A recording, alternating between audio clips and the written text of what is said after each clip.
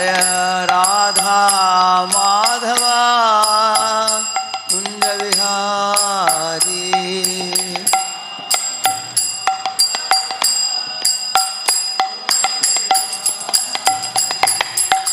गोपी जना वल्लभा गिरिवरधारी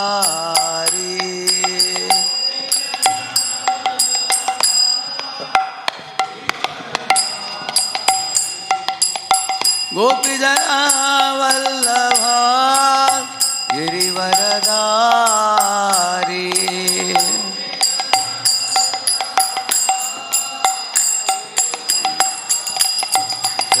यशोदानंदन व्रज जनरंजन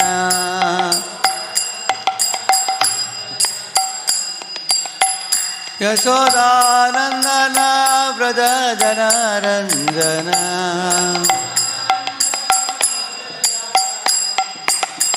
यमुना तीरावनचारी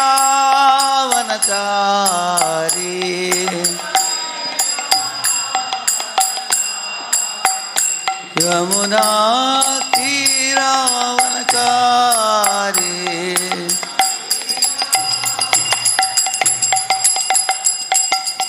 राधा माधवा कुंज विहारी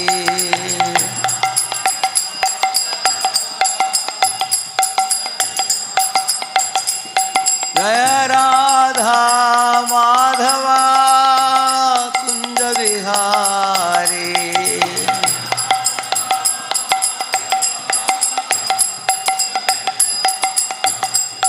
जय राधा माधवा कुंज विहारी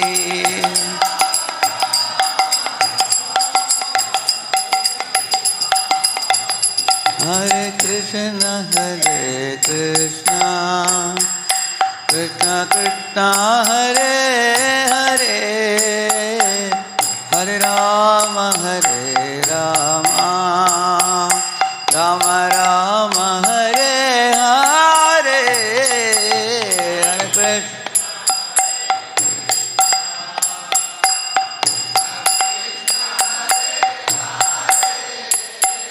हरे राम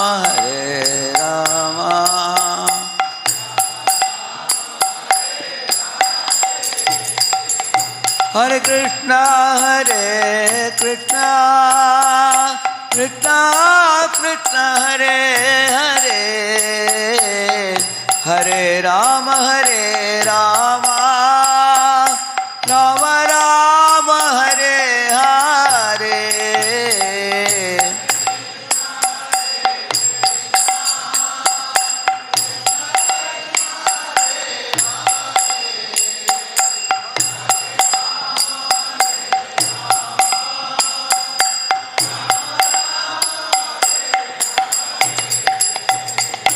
हरे कृष्णा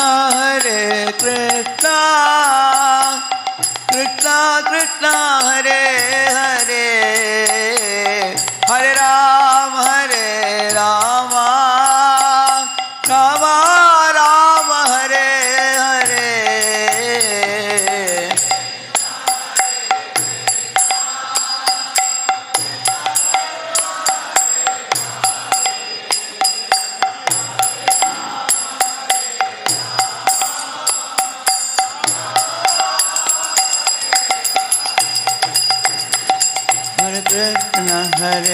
कृष्ण कृष्ण कृष्ण हरे हरे हरे राम राम राम हरे हरे हरे कृष्ण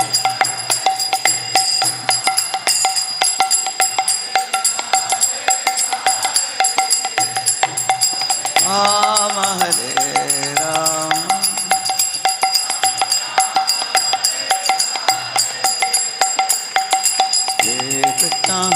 कृष्ण कृष्ण कृष्ण हरे हरे हरे राम राम राम हरे हरे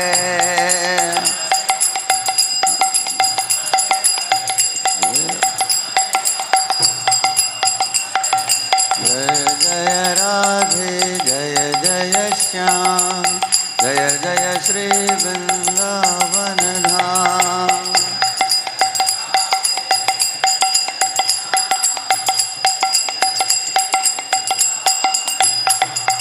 जय जय राधे जय जय श्याम जय जय श्री वृंदावन धाम।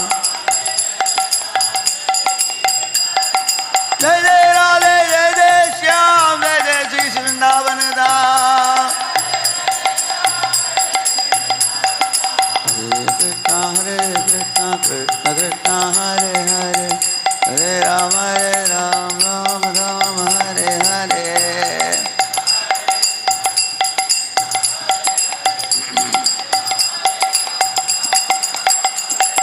जय जगन्नाथ स्वामी जय जगन्नाथ जय बलदेवा जय सुभद्रा।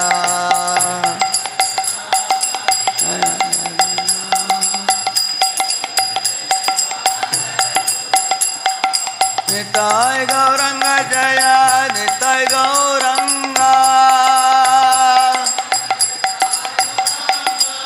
निताय गौरंग जय निताय गौरंग। राधा मदन मोहन राधा मदन मोहन राधे राधे।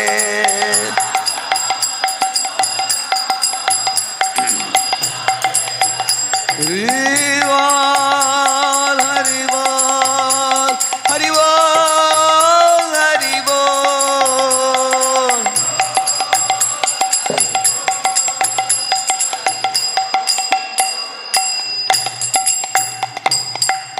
जय ओम विष्णुपाद परमहंस परिव्राजकाचार्य अष्टोत्तर शत श्रीमद् डिवाइन ग्रेस अभय चरणारविंद भक्ति वेदांत स्वामी श्रील प्रभुपाद की अनंत कोटि वैष्णव वृंद की नामाचार्य हरिदास ठाकुर की प्रेम से कहो श्री कृष्ण चैतन्य प्रभु नित्यानंद श्री अद्वैत गदाधर श्रीवासादि गौर भक्त वृंद की। श्री रूप सनातन भट्ट रघुनाथ श्री जीव गोपाल भट्टदास रघुनाथ षड गोस्वामी प्रभुगण की। All glories to assemble devotees, all glories to assemble devotees, all glories to assemble devotees, all glories, all glories, all glories to Shri Guru and Shri Gauranga. Om Ajnanatimirandasya Jnananjanashalakaya Chakshuh Unmilitam Yena Tasmai Shri Gurave Namaha. Shri Chaitanya Manobhishtham Stapitam Yena Bhutale Swayam Rupa Kada Mahyam Dadati Swapadantikam. Vandeham Shri Guru Shri Yutapada Kamalam Shri Gurun Vaishnavamscha Shri Rupam Sagrajatam Sahagana Raghunathanvitam Tam Sajivam Sadvaitam Savadutam Parijana Sahitam Krishna Chaitanya Devam Shri Radha Krishna Padan Sahagana Lalita Shri Vishakhanvitamscha. Namo Om Vishnupadaya Krishna Presthaya Bhutale Shrimate Bhaktivedanta Swaminiti Namine. Namaste Saraswate Deve Gauravani Pracharine Nirvishesha Shunyavadi Paschatya Deshatarine. Namo Mahavadanyaya Krishna Prema Pradayate Krishnaya Krishna Chaitanya Namne Gauratvishe Namaha. Vancha kalpatarubhyascha kripa sindubhya evacha patitanam pavanebhyo vaishnavebhyo namo namaha. Jaya Sri Krishna Chaitanya Prabhu Nityananda Shri Advaita Gadadhara Shri Vasadi Gaura Bhakta Vrinda. Hare Krishna Krishna Krishna Hare Hare Hare Ram Ram Ram Hare Hare. Om Namo Bhagavate Vasudevaya. Om Namo Bhagavate Vasudevaya. Om Namo Bhagavate Vasudevaya.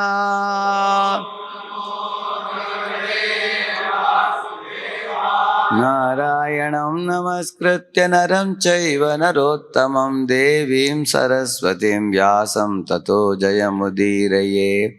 Nashtaprayeshva bhadreshu nityam bhagavata sevaya. Bhagavatyuttama shloke bhaktir bhavati naishtiki.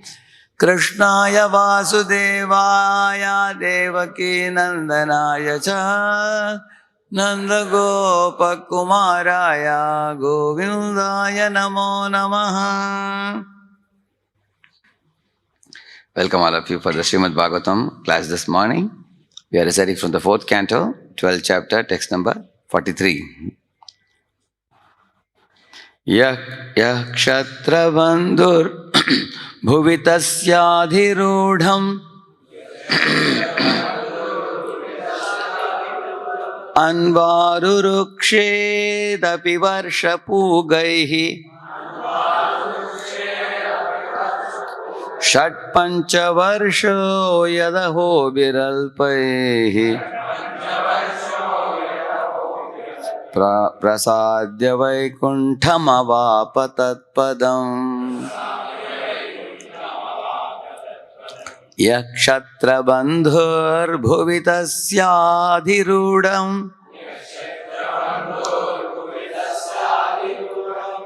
Anvarurukshedapi varshapugaihi Shatpanchavarsho yadaho bhiralpaihi Prasadya Vaikunthamavapatatpadam. Yakshatrabandhur bhuvitasyaadhirudham Anvarurukshedapi varshapugaihi Shatpanchavarsho yadaho bhiralpaihi Prasadya Vaikunthamavapatatpadam.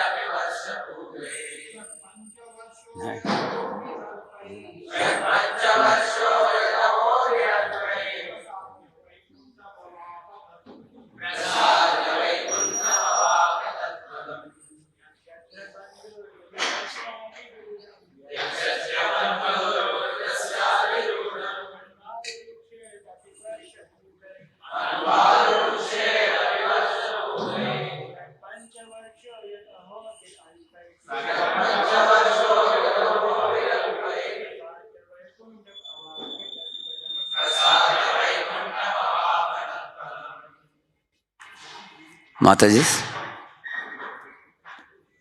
Yaha, one who, Kshatrabandhu, son of a Kshatriya, Bhuvi, on the earth, Tasya, of Dhruva, Adhirudham, the exalted position, Anu, after, Arurukshet, can aspire to attain, Api, even, Varshapugaihi, after many years, Shatpancha Varshaha, 5 or 6 years old, Yat, which, Ahobi Alpaihi, after a few days, Prasadya, after pleasing Vaikuntham, the Lord, Avapa, attained Tatpadam, his abode.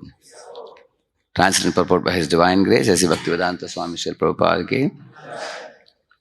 Dhruva Maharaja attained an exalted position at the age of only 5 or 6 years. Shak Pancha Varshair, it is said. That means somewhere in between 5 and 6. Huh? After undergoing austerity for 6 months, alas, a great Kshatriya cannot achieve such a position even after undergoing austerities for many, many years. Please repeat. Dhruva Maharaj attained an exalted position at the age of only 5 or 6 years. After undergoing austerity for 6 months,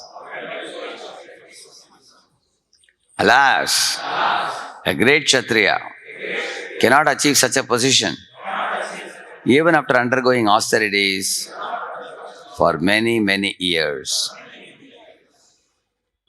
Purport. Dhruva Maharaj is described herein as Kshatra Bandhuhu, which indicates that he was not fully trained as a Kshatriya because he was only 5 years old. He was not a mature Kshatriya. A Kshatriya or Brahmana has to take training. A boy born in the family of a Brahmana is not immediately a Brahmana. He has to take up the training and the purificatory process. A great sage Narada Muni was very proud of having a devotee disciple like Dhruva Maharaja. He had many other disciples, but he was very pleased with Dhruva Maharaj because in one lifetime, by dint of his severe penances and austerities, he had achieved Vaikuntha, which was never achieved by any other king's son or Rajarishi throughout the whole universe. That is the instance of the great king Bharata, who was also a great devotee, but he attained Vaikuntha in 3 lives. In the first life, although he executed austerities in the forest, he became a victim of too much affection for a small deer. And in his next life, he had to take birth as a deer. Although he had a deer's body, he remembered his spiritual position, but he still had to wait until the next life for perfection. In the next life, he took birth as Jada Bharata. Of course, in that life, he was completely freed from all material entanglement, and he attained perfection and was elevated to Vaikuntha Loka. The lesson from the life of Dhruva Maharaj is that if one likes, one can attain Vaikuntha Loka in one life without waiting for many other lives. My Guru Maharaja, Srimad Bhakti Siddhanta Saraswati Goswami Prabhupada, used to say that every one of his disciples could attain Vaikuntha Loka in this life without waiting for another life to execute devotional service. One simply has to become as serious and sincere as Dhruva Maharaja. Then it is quite possible to attain Vaikuntha Loka and go back home, back to Godhead in one life.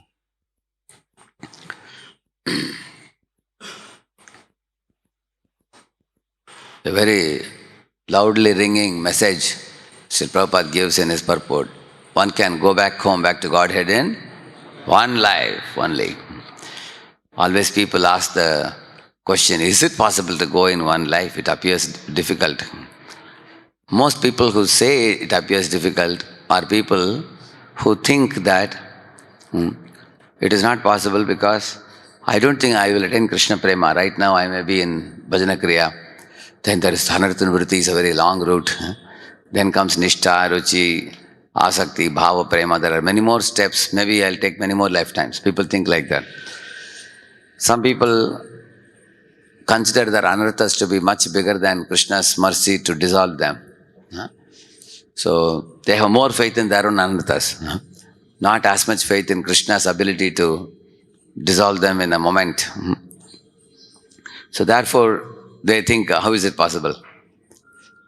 Therefore, if you study the Shastras, it becomes very evident that going back to Godhead is not a question of your presenting a qualification to the Lord. Going back to Godhead is a question of Lord becoming pleased with you.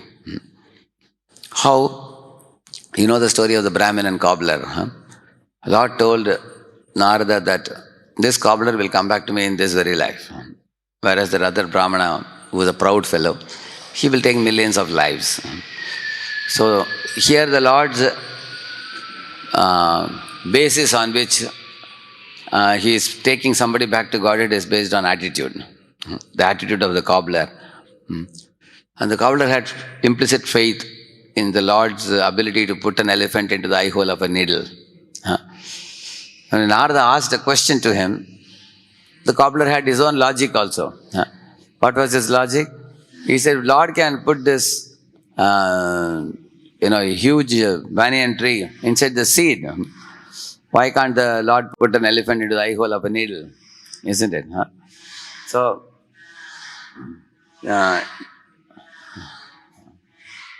you find the Lord giving importance to Shraddha. Where there is Shraddha, there is a deep-rooted faith. And the Lord considers him eligible to return back to Godhead. There is another pastime of somebody who was a very poor Brahmana in a village called Pratishtanapur. So this Brahman was greedy to engage in devotional service with elaborate festival for the Lord. That greed is actually wanted greed. It's a welcomeable greed, not the kind of greed of the materialist. The spiritual greed is welcome. So he was thinking, I don't want any vessels, anything short of gold and silver. And he's a poor fellow. What is because of gold and silver? He can't get a stainless steel vessel also. But he was greedy for getting gold and silver vessels. And he wanted to cook the best of the preparations, which are costly preparations, fine preparations. That also is very costly. You can't purchase the grocery and the vegetables and all the spices and masala and everything. Like you see, kaju, kismis, badam, pista, we say, these are all for costly people. Poor man's kaju is groundnuts, chickpeas, groundnuts. But he wanted to use all costly items. But then, because of his transcendental greed, Lord inspired him from within to do Manasa Puja for the Lord. He, in his own heart, was thinking that I will sit in the bank of the river. There's nobody around. He is the only fellow sitting on the bank of a river and meditating on how I can please the Lord. So, when you have made up your mind to please the Lord, there are no barriers for you in pleasing Him. There are no impediments in the path of devotional service. All we need is only the desire to please. So anybody can please the Lord anywhere, even with no ingredients available to him. And that is proven by this pastime. Simply sitting there, meditating in his mind, he was thinking, I'm getting golden vessels and silver vessels, and he's cooking nice preparations. One of the preparations was sweet rice. Many other preparations he had made. You may be aware in South India on festival days and also on Shraddha days and all, they make very elaborate item, 15, 20 items they make. So, after making all of it, he was very satisfied. Now I am going to offer all these things to the Lord. So he put his finger in one of those sweet rice pots to check the temperature of the sweet rice to make sure it is offered, it's not offered too hot. So his finger got burnt because the Manasa Puja was so intense in the Lord that his finger actually got blackish. And he jumped up immediately, and Lord Vishnu laughed in the Vaikuntha. And then Lakshmi was asking the Lord, why didn't you share your joy with me? What is the thing that makes you laugh so loud? So when she heard the story, she also laughed. Then she asked the Lord, why didn't you arrange to bring the Brahmana immediately back to Vaikuntha? So she gave a recommendation immediately. Next moment, he was brought back to a spiritual world. So here, on what basis the devotee was brought back to Vaikuntha? His transcendental greed for serving the Lord and his complete absorption in that service. So, anyone who puts one's heart in pleasing the Lord completely, with full absorption, without any distraction, with whatever ability, facility one may have, then one attracts the attention of the Lord. You can see that. Therefore, in spiritual life, going back to Godhead is a question of uh, transcendental faith, transcendental absorption, transcendental greed to serve, and the right type of humble attitude and not a proud, boastful attitude, uh, and and also uh, cultivating Krishna consciousness by performing divine austerities, not mundane austerities. In this world, whether one is serving Maya or one is serving Krishna, all the living beings perform austerities. But the living entity is doing service to Maya. Their mundane austerities may bring them some mundane goods in the form of bungalows and cars and bank balance and all those things, for which they work so hard. Positions, promotions, opportunity for foreign chance. People slog hard performing so many austerities. But all those austerities are all geared towards selfish goals for one's own enjoyment. And those austerities are never glorified. You can see Hiranyakashipu's austerity versus Dhruva's austerity. You can see.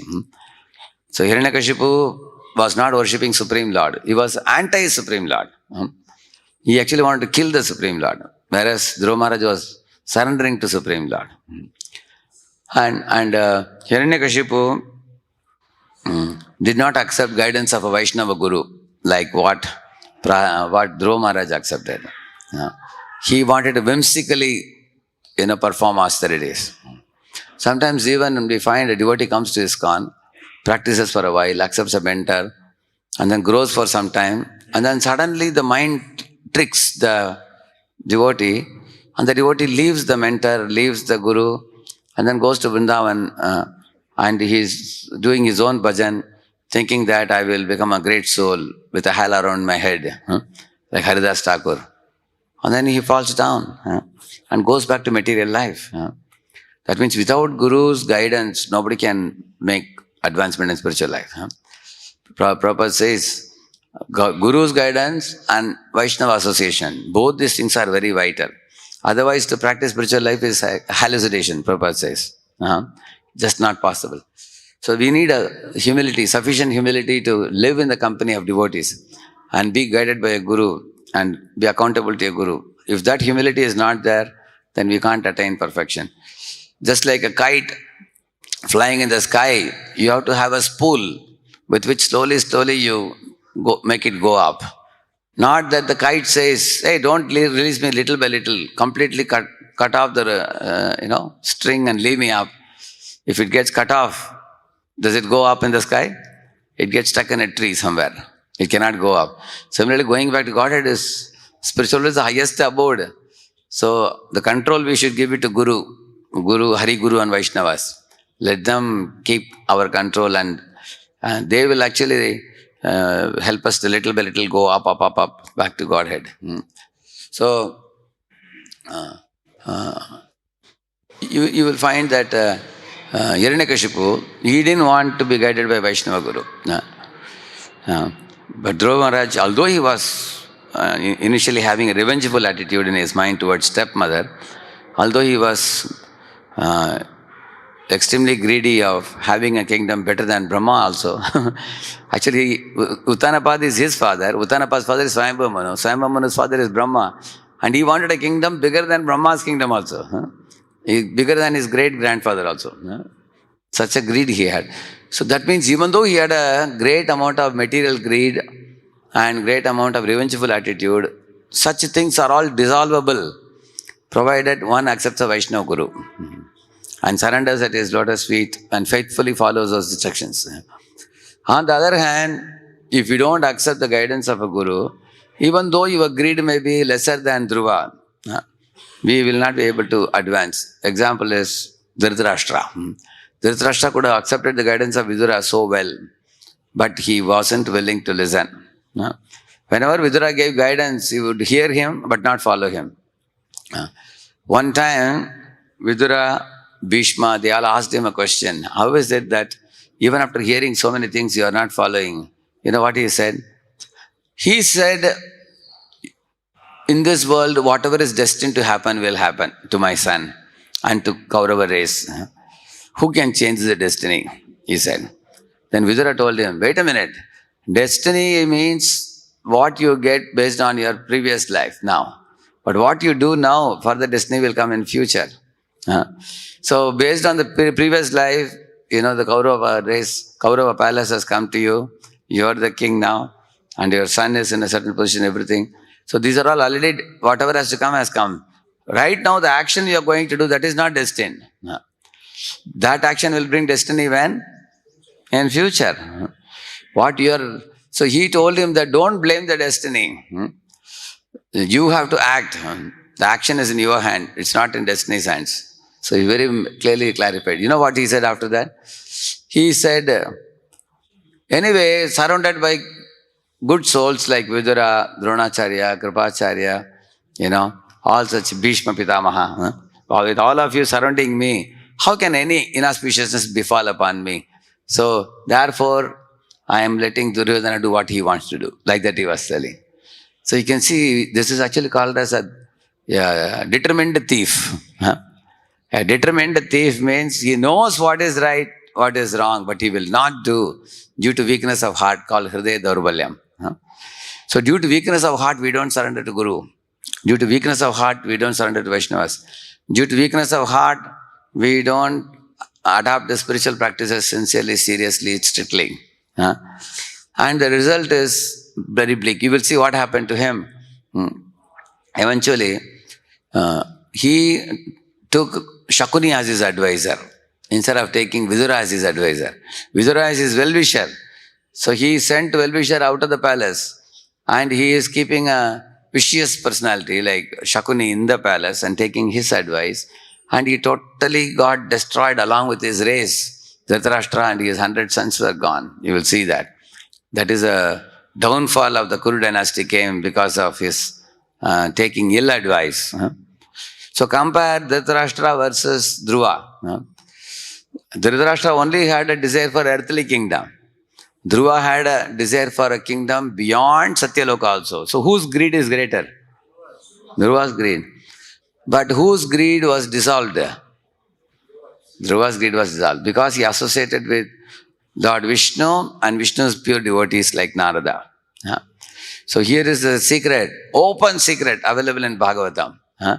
You just accept the shelter of Lord Krishna and his pure devotees. Even if your greed is far greater than that of Dhritarashtra and other fellows, it is dissolvable. Lust, anger, greed are all dissolvable provided you take shelter. On the other hand, Dhritarashtra could not dissolve even the desire for the earthly kingdom. Even in the beginning of battlefield, he is asking, Mamaka, Pandavaschaiva, Kim Akurvata Sanjaya, is asking, Mamaka, my man, his man, me tutu. That type of mentality was not gone, even in old age also. So some people actually become very old in age, but their material desires are not dissolved. And the spiritual desires have not yet become awakened. And they are not sufficiently sincere, even after becoming old, they are old. In India, typically you will find an old man, a 75-year-old man, 80-year-old man taking his grandson for a walk and watching TV, reading newspaper, because they have not surrendered to a Vaishnava Guru. On the other hand, you can see Srila Prabhupada as Abhay Babu. He was a big businessman. He was supposed to be one of the top industrialists in India. He accepted a Vaishnava Guru like Bhaksan Saraswati Thakur. And then such a pure association of a saintly person, it cuts the knot of material bondage. And in old age, what did Prabhupada do when he was 70 years? He was not just taking grandson for a walk. He was shaking the whole world, purifying the whole world. You can see that. Because therefore you will find Hiranyakashipu versus Dhruva, I was telling you. Hiranyakashipu worshipped a demigod, not the Supreme Personality of Godhead, Hiranyakashipu. Why? Because people who go to demigods, they want quick benefits. Like Krishna says that, Kankshanta karmanam siddhim yajanta iha devata kshipram himanushe loke siddhir bhavati karmaja. He's saying, kshipram himanushe loke, they want quick results. Therefore they go to demigods. And they know if you go to Supreme Lord, He will purify my heart. And then only He will give me. And that purification may take a long time. So they are not ready to get purified. Not only that, After getting purified, they know very well that I won't be wanting to enjoy the way I wanted to enjoy. Like one family man, he called me and said, Radheshyam Prabhu, is it all right if we worship some demigods, for some material benefits? Why to disturb Krishna? Krishna is ultimate Lord, He may be too busy. Huh? Better, take help of chota mota cheez ke liye, for small things, why to disturb the Lord? Huh? That we can take from demigods. And for Krishna Prem, Shuddha Bhakti and going back to Godhead, for that I will pray to Krishna. Is that all right? I said, that is not all right, I told him. He asked why. I said, see, I can only quote the evidence of Srimad Bhagavatam. You will see in the Bhagavatam, Dhruva Maharaj had a material desire. Whom did he go to? He went to Krishna only. You take example of Kardama Muni who wanted a wife. Whom did he go to? Krishna only, you find. So you don't find any of the devotees in Bhagavatam going to a demigod for asking anything. Then why should you do that? Then he said, but what about the gopis of Vrindavan? They worshipped Katyayani. I said, but what did they ask Katyayani? Tell me. He thought and said, they wanted Krishna as their husband. Yeah, that means they had that desire is a pure devotional service desire. So I told him, you go to demigod, but ask only for Krishna. You ask a demigod that give me Shuddha Bhakti to Krishna, pure devotional service to Krishna. Is that what you want? I asked him. He said, no. I want a material desire, he said. Then I told him, show me one pure devotee who is going to a demigod and asking for some mundane thing. So he couldn't say that. Then I told him, then what's the problem in going to Krishna? And I told him, Krishna will purify your heart and then only he'll give you, and it is safe for you. He said, that is my problem, Prabhuji, he was telling. I asked, what is the problem? Once he purifies the heart, then I can't enjoy it the way I want to enjoy. You see, here is the problem, you see. Actually, you enjoy in Krishna consciousness by serving. Whereas when you are not a Vaishnava devotee, you enjoy by exploitation. That is the difference between enjoyment in Krishna consciousness, enjoyment in mundane life. Mundane life, jivo jivasya jivanam. One living entity becomes a food for another. That is the way every jiva enjoys in this world. Everybody exploits. Prabhupada says, I want to eat you and you want to eat me. That is material life. That's how people enjoy in this world. If you see all the enjoyments in this world, there's a rat race in this world. Even the demigod worshippers also, they all are competitors. You will see that. Like you see, and one demigod worshipper may be bigger than the another, and they will fight with each other also. Like there's a story of once Ravana went with a group of his ministers and everybody to a mountainous area, some holy place. And there was a holy river flowing there. And at the bank of the river, he kept Shivalinga on an elevated asana. And he told his ministers to go to the mountain and get some mountain flowers which are offerable to Shiva. So they all went and brought some flowers. He offered the flowers and he started dancing and singing Shiva's glories. So when he was doing that, suddenly he saw the water from the river. It just overflooded and knocked down the Shivalinga and himself, everybody down to the ground, and all his ministers, they were all washed by the flood.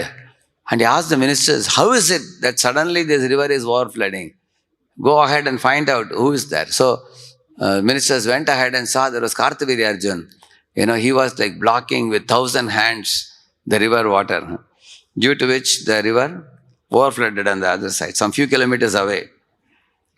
So these ministers became angry. They said, see, they told the ministers of Kartaviri Arjun, hey, look at your king, he's blocking the water, due to which our boss is unhappy. He is angry. So Ravana wants to find out who is the culprit and he wants to have a war with him. Ministers said, see, our boss is now doing Jalakrida, Bihar with all the ladies. And he wants to show them his prowess. So he wants to show that by blocking with his hands, like it's like a dam, it's like a bridge.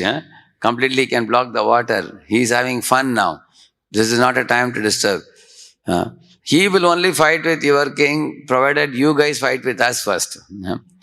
And there was a big fight that ensued. And back and forth fight. And in that, some of these ministers were knocked down and everything. Then Ravana himself came. So when Karthavirajan saw Ravana coming and there's a war going on, so he came, he captured Ravana. And he put him behind the bars very easily, without much difficulty. And Ravana would have remained there for whole life. But Pulastya went and requested Karthavirajan to release him. He said, "You are a great soul, he is also a great soul, please release him. Let him rule his kingdom, please leave him." So you will find amongst both these fellows are demigod worshippers. You will see. Ravana is worshipping Shiva and he is also Karthavirajan also.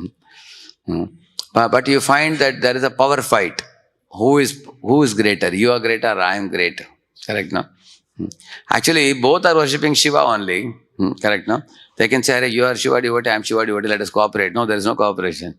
You may be worshipping the same demigod also, but there is a competition. Who is bigger? Who can prove to be I am bigger or you are bigger? How much is your strength? How much is my strength? So, the demigod worshippers, like you find Hiranyakashipu also wanted to get powers to become king of all the three worlds, and then especially Amaratva, immortality, wanted, which he couldn't get. You can see that. On the other hand, Dhruva earned a reputation, such a great reputation for all time to come by being devotee of Vishnu, and he attained Vaikuntha Loka also very easily. You can see that. And you will also find that Dhruva was like Hiranyakashipu. After getting powers, he became intoxicated. He was always drunken on wine. His eyes were rotating like copper balls, it is said. And he went and occupied the heavenly planets, the seat of Indra. And he drove away all the demigods. And he told all the wetting agent, drying agent, heating agent, you all are out of the job now. Give me a resignation. Get out. They all asked, sir, but how will the universe run? He said, I will run it myself. And what are we supposed to do? Just clap hands, that's all. I will do it and show you, and you guys clap hands. So he disempowered all the demigods. And he made a new policy that all the pious people on earth should go to hell. And all the sinful people on earth will go to heaven. New policy. That is his government policy. Whose government? Hiranyakashipu government. All the atrocities he did, you can see that. So, you can see the tapasya of Hiranyakashipu versus tapasya of Dhruva Maharaj. Dhruva Maharaj, after acquiring this position, did he become proud or humble? Completely humble. After seeing Vishnu, he cried tears of love for Lord, and his body trembled, and offered streams of wonderful prayers. When he returned back to the palace, he offered obeisances even to stepmother. So his revengeful attitude towards stepmother got dissolved. His attachment to the kingdom got dissolved completely. Material desires are all finished. And now his heart became purified completely. Serene and purified, and he was engaged in Shuddha Bhakti. That's all he wanted. And what was his aspiration? Bhaktim muhu prabhahatam tvayime prasango bhuyadanantamahatam amalashayanam enanja solbanamaru vyasanam bhavadhim neshye bhavat gunakatam mridapana. He tells Lord Vishnu that now that you are going to go away back to your abode, I will be left alone. And if I have to continue to remember you, he says, that's only possible in the association of Premi Bhaktas, devotees. So please give me the association of your devotees. That's all I want. I don't want anything else. Now this was aspiration of Dhruva Maharaj. You can see that. What was the aspiration of Hiranyakashipu? He wanted immortality, and he actually Hiranyakashipu wanted to trick Brahma to get immortality. Therefore he asked so many boons. Whereas Dhruva Maharaj told Narada, please teach me an honest path to attain an impossible goal. He says that. I want an impossible goal to be achieved, but I am ready to follow an honest path. So you can see the difference in quality between these two people. And you will find Hiranyakashipu did austerity for a very long time. 100 celestial years, he didn't drink a drop of water. Very severe austerities he performed. Whereas Dhruva Maharaj performed only 6 months austerities. And Hiranyakashipu was also raising hand And Tadasan, when he was doing, it was actually sending out heat from his hand and troubling all the upper planetary systems. At that time, there was smoke and heat. And when all the devatas went to Brahma and told him that this fellow is trying to usurp your position, and he is going to be a killer of cows, and he is going to take over your Brahma, Satyaloka, your post. That's what he is thinking about. And he want to rule over all the three worlds. Please kindly do the needful and everything. And they all go to Vishnu. So Vishnu told, when he offends the pure devotee Prahalad, at that time I will arrange to finish him. Till then, all of you don't worry. At the right time, it will be done, Lord says. So when he performed severe austerity and disturbed the universe, the result was he was destroyed by Vishnu. Whereas when Dhruva Maharaj performed austerity, and that also disturbed the universe when all demigods found it difficult to breathe, they went to Vishnu. What did Vishnu say? I will immediately go and pacify Dhruva because he is feeling great separation from me. He is eager to meet me. So Hiranyakashipu was destroyed by Vishnu, whereas Dhruva Maharaj was blessed by Vishnu. Lord Vishnu, how do you know he blessed him? The shank and the lotus that Vishnu is holding are for the devotees. Chakra and the gada are for demons. So Lord Vishnu took the shank. Actually, Lord Vishnu could have blown the shank himself. That is also auspicious. But he thought, instead of me blowing the shank, let me keep it on the head of Dhruva. By touching his head, if he sings streams of poetry, meaningful poetry, and that will be auspicious for all time to come. So Lord empowered him by touching his head with the conch shell. And that was the empowerment for Dhruva. His body became electrified, spiritually electrified. So powerfully that Dhruva started speaking streams of poetry. Yonta pravishya mamavacham prasuptam sanjeevayatta kila shakti darasvadhamna anyasta hasta charana shravanatpagadin pranan namo bhagavate purushaya tubhyam. He is saying how the Lord has sanctified his whole body, mind and whole consciousness. He is saying that my hands, my legs, my body, especially my tongue, he says. My tongue has become purified to glorify you with all this poetry. So, Dhruva is performing transcendental austerity, whereas Hiranyakashipu is performing mundane austerity. Dhruva's austerity is completely leading to the pure results, and Hiranyakashipu's austerity is selfish, mundane austerity for his own self-aggrandizement. You can see the difference. So, that is one of the points about the austerity. See, oftentimes the timing is also a consideration in attaining spiritual perfection. Why? When Parikshit Maharaj came to the bank of Ganga to hear Srimad Bhagavatam, he had one worry, that the time I have is very less. Within 7 days, is there anybody in this world who can attain perfection? How many of you worried in your life that in this life can I go back to Godhead or not? This question at least came to you once at least. Correct, no? See, our consideration is time, correct, no? Within this one life, is it possible? So, when Shukadeva Goswami understood his anxiety, king's anxiety, immediately he told him one famous verse. Katvango nama raja rishi nyatve yuttamiha ayushaha muhurtat sarvam utsrujya gatavan abhayam harim. He said that there was a king named Katvanga who helped the demigods in the heaven for fighting against the demons. And the devatas became pleased with him to offer any benedictions that he may wish to have, but within the world of mortals. But Katvanga was a pure devotee, even before. So he didn't aspire for anything mundane. He only told them, see my Panchanga, my horoscope, and tell me how many more years I have got to live. So they checked it and said, we are sorry to say you only have one muhurta to live. One muhurta is like 48 minutes or something like that. Less than an hour. And they told him, immediately he left the heavenly abode and came to earth, came to his palace and went to his puja room. Of course, he took his bead bag, Hare Krishna, Krishna Krishna, Hare Ram, Ram Ram, Hare Hare. So he chanted the holy name and Gatavana Bhayam Harim. He went back home, back to Godhead. And this example was quoted by Shukadeva Goswami to Parikshit. He said, Shukadev, Parikshit, see, within one muhurta he went back to Godhead. And you have how much time? Tavapye tarhi kauravya saptaham jivita avadihi, he said. You have saptaham, 7 days. In one muhurta, we can go back to Godhead in 7 days, can't you go? He told them. Parikshit said, thank you. Now I am confident now. Huh? So it's a duty of the preachers to give confidence to the hearers that yes, Krishna consciousness is practical. Krishna consciousness can be applied. We can get elevated, possible. Huh? So he gave him hope and confidence in the path of Krishna consciousness. He told him in 7 days you can hear a lot. Huh? You can learn a lot. It's definitely you can go back. So that's why he is quoting this timing. In a very short time, in 6 months, he could see the Lord eye to eye. And that's the kind of austerity he did. He was a very strict, sincere and serious devotee, he says.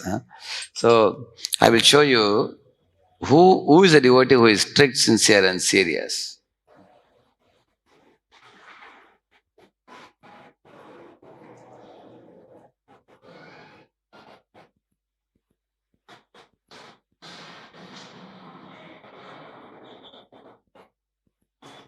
See, who is a strict devotee? If you see here, a strict devotee means one who sticks to his vows taken without any compromise, like lines drawn on a stone. Strict devotee means strict in vows. Like Raghunath Das Goswami took a strict vow that I will circumambulate Govardhan daily. So, even in old age, Sanatana Goswami, Raghunath Das Goswami and all, they were very strict in vows. Also, Raghunath Das Goswami's eating habits, if you see, during his stay in Jagannath Puri, very strict vows, unimitatable. And he was constantly refining his eating habit.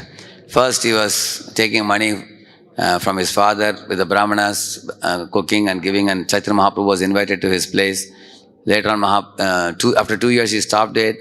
Then he stood at Simhadwaram and was, collecting alms from people and purchasing prasadam and distributing to Mahaprabhu and himself.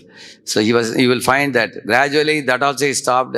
He thought it is Vaishya Vritti, looking that this fellow will donate me, or he may not donate and things like that. So then he adopted another method of going to the booth where the leftover prasad of the previous days will be given. So that he accepted.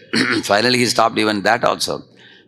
Then he went to the place where the prasadam was thrown to the Tailanga cows, and cows will come to eat. So he went along with the cows and to pick up whatever was available, and then he would wash it and put some salt in it, and then he would eat that. At time Mahaprabhu was so touched. Mahaprabhu personally went to see Raghunath Das, and Mahaprabhu stole some of that prasadam and ate it and said, Raghunath Das, what is this nectar that you are eating? I also want to taste it. So Mahaprabhu was tasting Raghunath Das's renunciation. So his vows are extremely strict, strict vows, and he would never budge an inch from the vow taken. Like a lines drawn on a stone, it is said. And the monkey who took Ekadashi vow, you all know that, isn't it? How, actually, monkeys are uncontrolled in their senses, generally speaking. But one monkey somehow wanted to do some austerity. So the mistake he did was he went around telling all the monkeys, I am going to do Ekadashi tomorrow. That's the mistake he did. If you want to take some vow very seriously, silently you practice it. Like Ekadashi day, imagine somebody is coming and giving you fruits. You say, no, I am doing Nirjal today. If you say like that, you won't be able to follow Nirjal. You will end up eating. You will see that.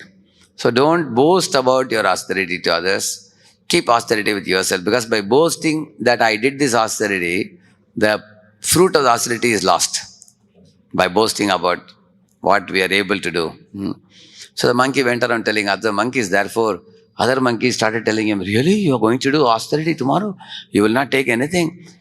What? If you become so weak on Dwadashi day, you can't pluck any fruit, you will die, he said. And the monkey also thought what they are saying is true. So he plucked some fruits and said, no, I have plucked enough fruits and kept in my house. I can eat it. Then the other monkeys said, what if you are not able to cut it and eat it next day? You may become so weak. So he cut the fruits into half and kept it ready. Then the other monkeys said, What if you become so weak you can't even lift the fruits? Then this fellow took the fruits and kept it here. He said, I am keeping it in the mouth. Then the Ekadashi is over, next day I will eat it. They said. So imagine, can you keep your food here and then not eat on Ekadashi day? That is called monkey's Ekadashi, you see. So, how many of you have this type of monkey type determination we have experience of? Like, we made a plan that today I will chant 64 rounds. Then later on we bring it to 32 rounds. Because I have this seva, that seva. Then we bring it to 25 rounds. And you end up with barely finishing 16 rounds. So this is exactly monkey Ekadashi. We reduce like that. We make, somebody says, in Kartik month, I will not eat any sweets. Like that people make a policy. At least for 1 month, no touching any sweet. After 1 week, you find all devotees are eating gulab jamun. Then you think, at least 1 week I have followed the vow. Now I can eat now. Isn't it? So we go for compromises. So in spiritual life, if we can take some strict vows and stick to them, not for material benefit, but for spiritual benefit, to purify our heart and glorify Krishna. For that we should do, not for name, fame, glory. Like some people say, oh, this Bhishma Panchaka is very good. I want to clean my body. You see, so much of toxins in my body. I've eaten so much junk food. I'm having obesity. I think therefore I will follow Bhishma Panchaka. So will you get benefit or not? Oh, you will get benefit. Obesity will reduce. You will become a little thin. But spiritually you want benefit. If you have to spiritually benefit, we should take a vow that I am doing this to purify my mind, purify my senses, so that they will become offerable to Krishna. So we should have a goal. Like you see, we are going on Harinam with His Grace Vishwakirti Prabhu. It's very wonderful, half an hour every day. Somebody may think, hey, it's a very good exercise also. So let's go for just go for good jogging. That's okay. Because doctor says go for walking and I don't get time to walk with the Harinam. The body will be, my body will be healthy. Will you get a healthy body or not? You will get, but you will not get Krishna Prem by that. Although you may go with the crowd of devotees. Actually, we should feel in the heart that this holy name should be distributed. So many creatures on the road, so many trees, so many plants, so many insects, so many dogs, so many people. And the most fortunate people in our morning Harinam are the cleaners. Every day they watch us singing the holy name when we go around. They're waking. Other people are sleeping still. Many of them are inside the house. But whoever is on the way, human beings and other creatures, they're all benefiting or not. So this could be one of the reasons why we are going out. We should remember Shri Gaur Nitai, how they would dance in the streets and reach out the holy name to the people. Lord Chaitanya Mahaprabhu reached out even to tigers and deers and elephants also. Holy name.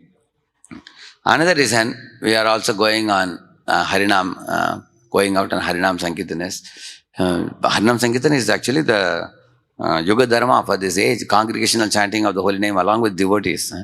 Mahaprabhu would perform 3 hours of Sankirtan in Beda Kirtans, if you read in the Madhya Leela. Morning 3 hours Kirtan and evening 3 hours Kirtan.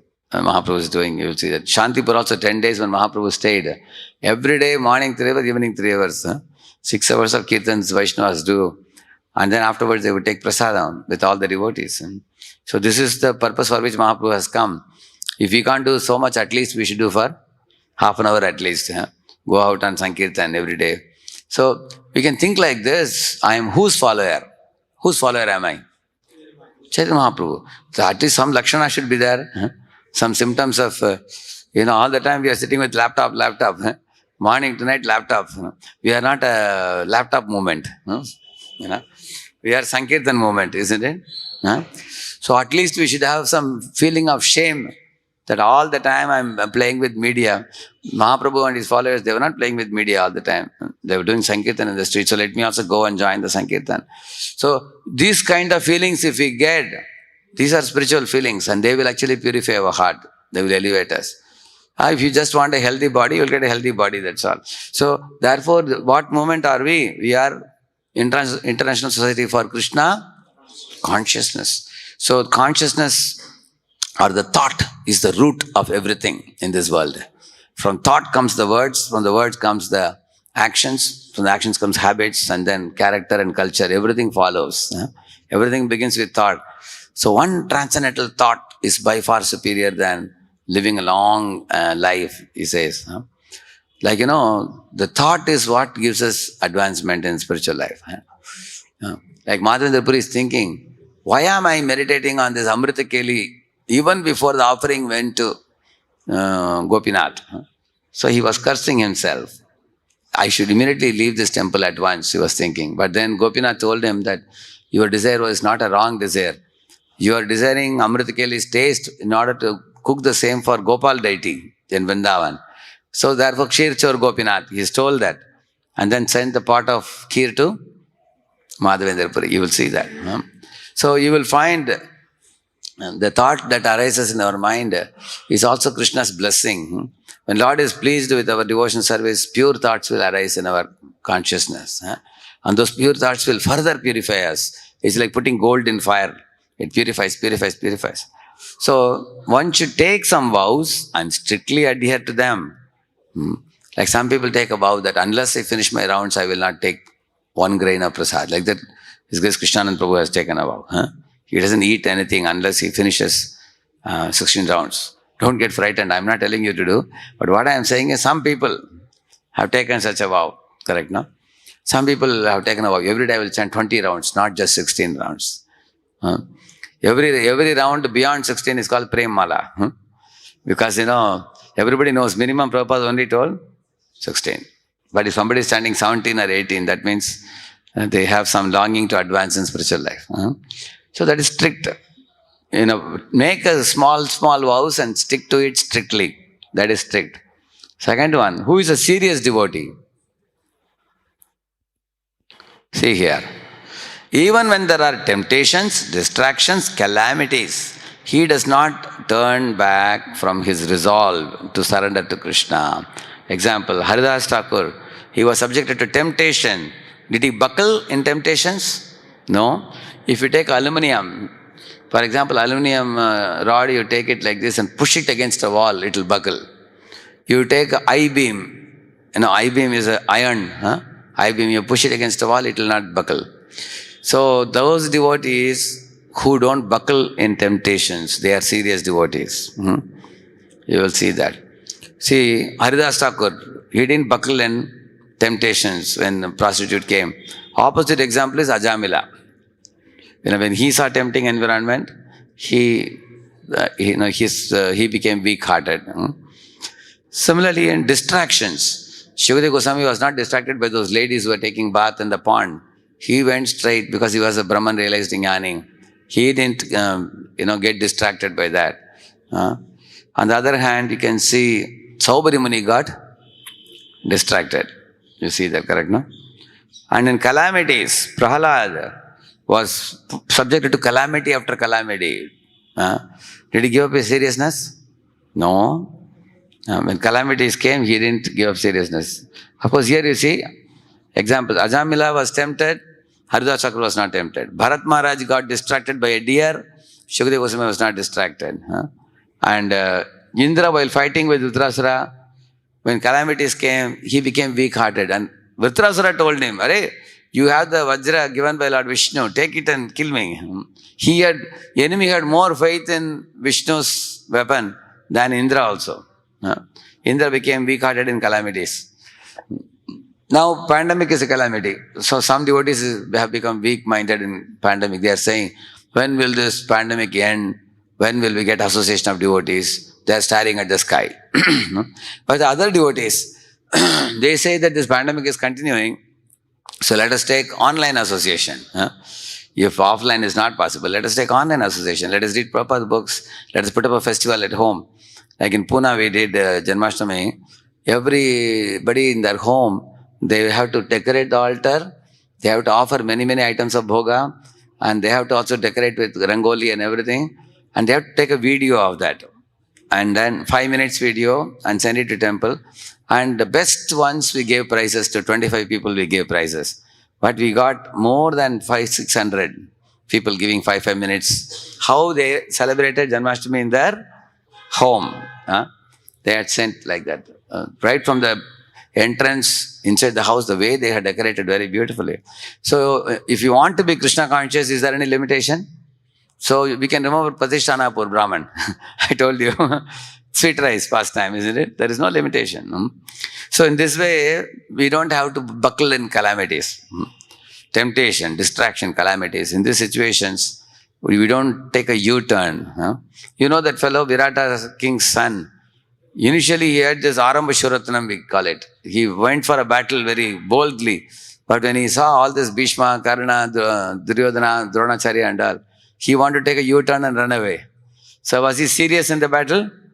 No. On the other hand, Arjuna helped them and to fight the battle. So, how many of us, we sometimes take spiritual life seriously, and then when difficulties come, we drop spiritual life like a hot potato and run away. So that we should not do. Many people chant also, 4 rounds, 6 rounds, 8 rounds, and when exams come, they drop it. Or when marriage comes, they drop it.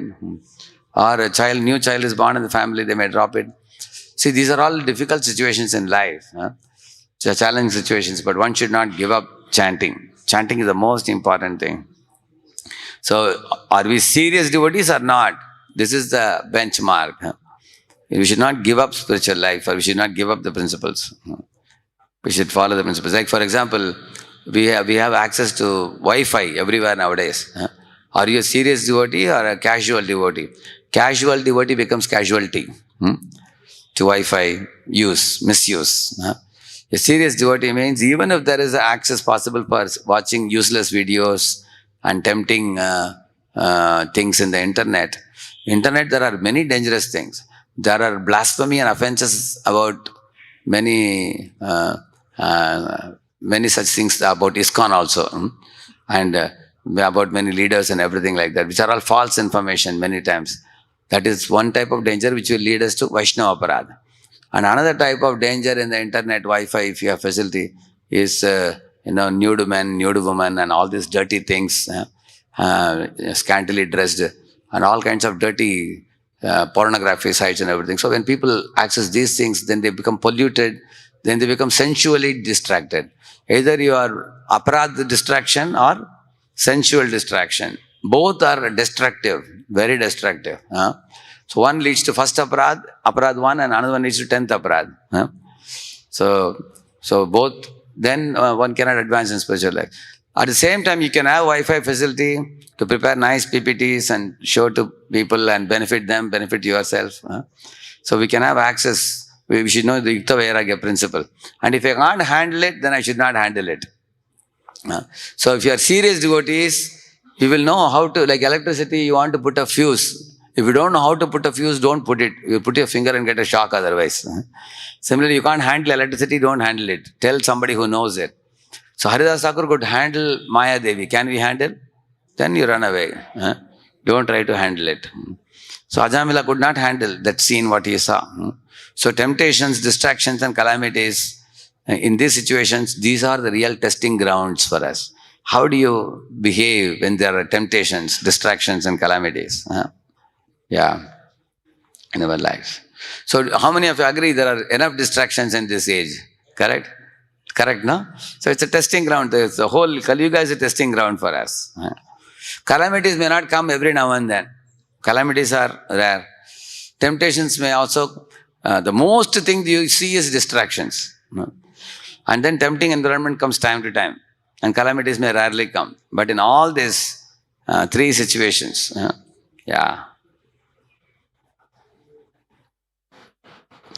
And who is a sincere devotee?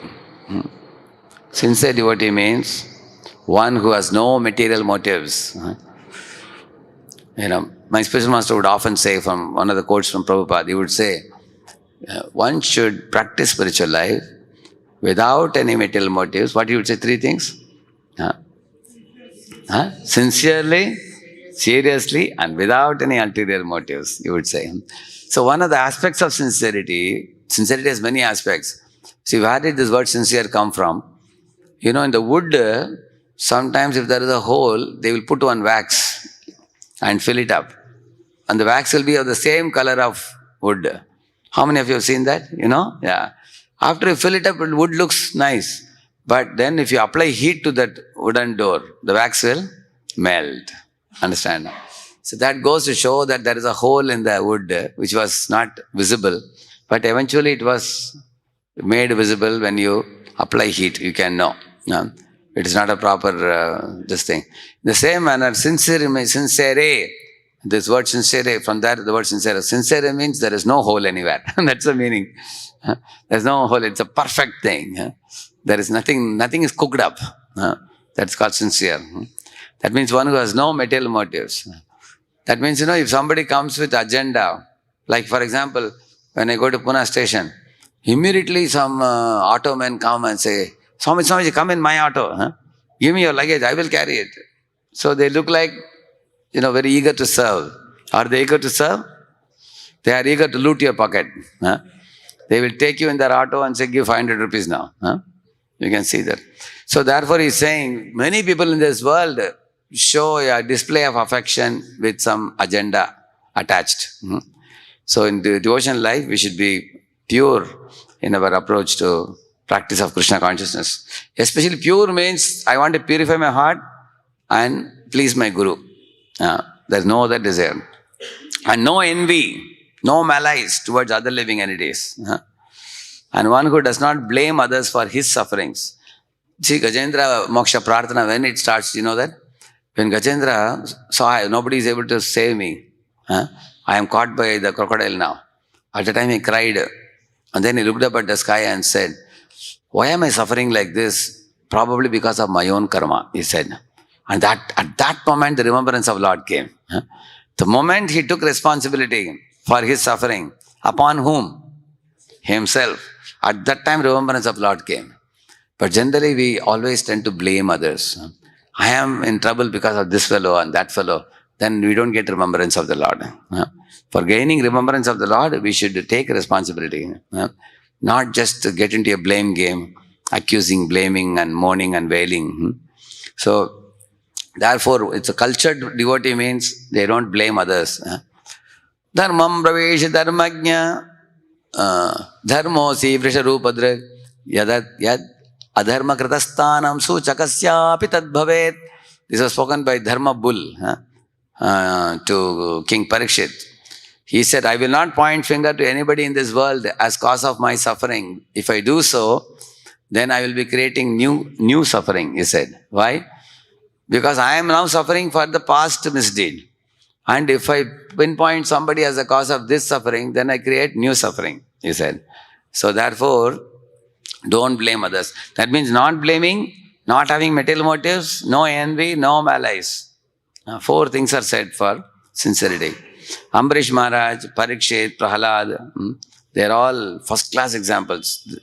Ambarish never blamed Durvasa Muni. Parikshit never blamed Shringi. Prahalad never blamed Hiranyakashipu. They all peacefully executed devotional service, sincerely. And Indra was insecure in his post, so he adopted duplicity in stealing the horse. And Diti was envious. She wanted a son to kill Indra. And when Indra came to meet her, she behaved very nicely as if nothing. She was hiding it. Dhritarashtra always harbored malice towards Pandavas in general and Bhima in specific. And Duryodhana always was blaming others for his trouble, suffering. Actually, he was telling Bhishma that you are not exerting enough. Bhishma said, you are foolish. Who can kill the Pandavas? They are all virtuous and they are also accompanied by father of virtue, Krishna. So how can they be defeated? I am exerting fully. It is only because of your irreligious practice we are not able to win. He clearly told them, Bhishma. So these are examples for insincerity. Indra, Diti, Duryodhana, Dhritarashtra and all these things. So basically sincerity means not blaming others and freedom from material motives and freedom from envy. So I showed these 3 things to you, who is sincere and who is serious and who is strict, because these 3 are spoken in this purport. Here Prabhupada is saying here, lastly he sees what he says here. One simply has to become as serious and sincere as Dhruva Maharaja then it is quite possible to attain Vaikuntha Loka and go back home, back to Godhead in one life. So why is Dhruva Maharaj serious? Because he is, as we told you, he doesn't buckle. He didn't become tempted to go back. He didn't give up his practice. He was very strictly sticking to the vow taken. And he was sincere because he was ready to follow an honest path, unlike Hiranyakashipu. Hiranyakashipu wanted a crooked path. He wanted to cheat Brahma. But Dhruva Maharaj was ready for a sincere path. So, somebody may say, but still Dhruva Maharaj went with a material motive. How can he be called sincere? See, he was sincere in presenting his material motive also to Narada. He told Narada, I actually want a kingdom greater than my great-grandfather also. He presented, that's why he is considered still sincere. So, somebody says, okay, I have a material desire, I am presenting it to Krishna, just like our Kardama Muni also. Kardama Muni worshipped Lord Vishnu. When Vishnu appeared, he told him, my dear Lord, I am ashamed to tell you that although I am your devotee, I still have a desire to marry and lead a married life because I have an obligation to my father. He wants me to be a progenitor and beget children. I have to do my duty. At the same time, I am worried about my liberation and going back to Godhead because I shouldn't become entangled. So I am praying to you. Therefore, I have decided, he said, if I have to marry a woman, you only have to supply that woman because I will not marry anybody else because I may get entangled. He said. And Lord Vishnu was very pleased. He said, you are a smart fellow, because tomorrow you have any trouble, you will catch me only. You know? So he said, I know your desire. Third day from today, the king of the world, Swayambhu Manu, will bring his daughter, Devavati, and give her in marriage. She will be a suitable match for you. That means who did matchmaking for Kardama? Lord Vishnu himself.